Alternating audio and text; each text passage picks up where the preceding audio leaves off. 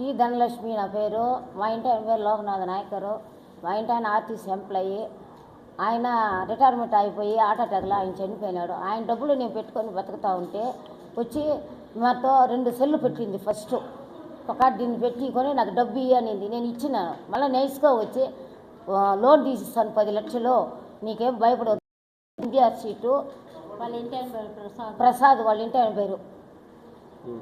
వాడు కూడా నన్ను కొట్టేదానికి వచ్చినాడు సార్. వాడు మేము పోయి అడిగిన, అబ్బా నాది వరకు బంగారు తీర్చే, మా ఇంటి ఆయన సరడు, నేను ఏడ పెట్టుకునే దానికి లేదు, మాకెవరు లేదు, నేను మా ఇంటి ఆయన పిల్లకాయలు కడగా పూసినారు, వాళ్ళు ఎవరు రారు, వద్దంటే ఇచ్చేసింది ఏమే అట్టనేసి వాళ్ళు వెళ్ళిపోయినారు మా పిల్లకాయలు. నేను ఒకటే ఉన్నాను. నన్ను ఏమొచ్చి అడిగి తీసుకోమో సంవత్సరం అవుతా ఉంది. ఏడో మనిషి దొరకడంలో ఏడ పోయిందో ఏం చేసిందో ఏమే తెల్ల నోటీసులు వచ్చేసింది. అది కాగితాలు నేను పోయి మొన్న అడిగితే వాడు కొట్టేదానికి వస్తాను నన్ను. ప్రసాద్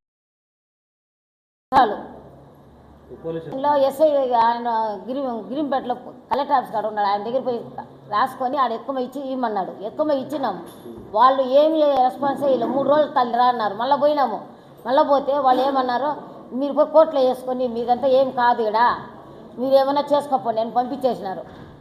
కోర్టుగా అది అడ్వకేట్ దగ్గరికి పోతే అడ్వకేట్ ఏమన్నారు, దీన్ని అంతా పెట్టుకొని పోయి నువ్వు కృష్ణాలు పోసుకొని చచ్చిపోమా, అది నీ డబ్బులు అన్నారు.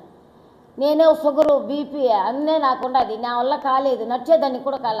దొంగముండు యాడ్ నుంచి చచ్చిందో వచ్చి నా ప్రాణం తీసి నగలన్నీ తీసుకొని పోయి తినేసి నా మొగుడు కష్టం లేకుండా నన్ను చేసింది. అది ఇప్పుడు అన్నానికి కూడా లేకుండా ఉన్నాను. నేను ముక్కు పుల్లతో కూడా లేకుండా పెరుకో ముచ్చింది. అది నేను ఎన్నేం బతికి చెప్పు, నేను ఇచ్చింది నా బంగారు వరకు ఇచ్చి సావు, ఏమన్నా సావు పట్టుకుని చెప్పిన. మా ఇంటి ఆయన సరడు ఏమీ నా దగ్గర ఇస్తాను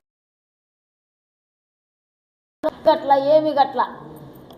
మళ్ళీ మల్లేశ్వరి లక్ష్మీప్రియ అని ఒక ఆమె దగ్గరికి వచ్చింది. ఆ లక్ష్మీప్రియ వచ్చి 1 లక్ష తీసి ఆమెకి ఇస్తాను, నీకు నేను తీయిస్తానని చెప్పింది. ఆ లక్ష్మీప్రియ కూడా ఇయ్యలేదు సార్ నాకు.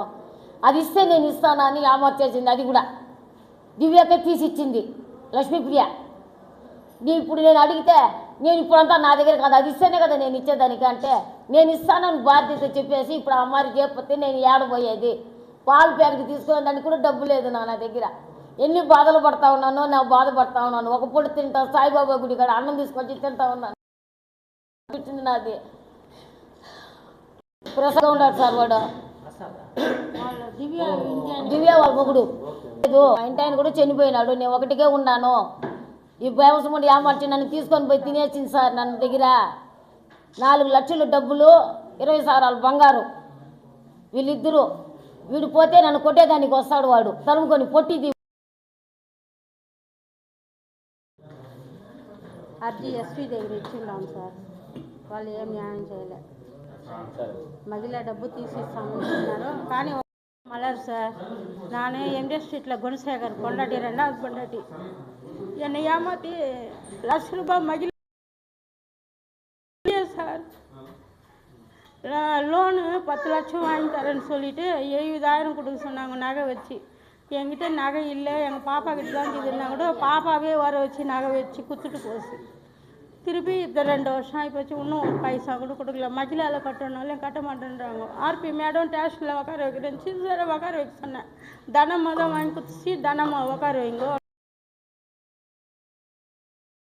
நாங்கள் மகிழ துட்டு ஓணும் சார், எங்களுக்கு நகை வச்சு துட்டு ஓணும்னு சொல்லிட்டு தான் சார் வந்தோம்.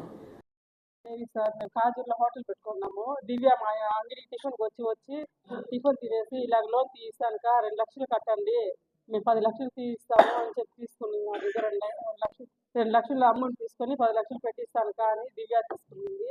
మేము వాళ్ళ ఇంటర్లో పోయి అడిగితే మమ్మల్ని అడగకుండా మీరు ఇచ్చినారు, మీరే తీసుకోండి అన్నారు. మేము మళ్ళీ 1 టౌన్లో కంప్లైంట్ ఇచ్చినాం.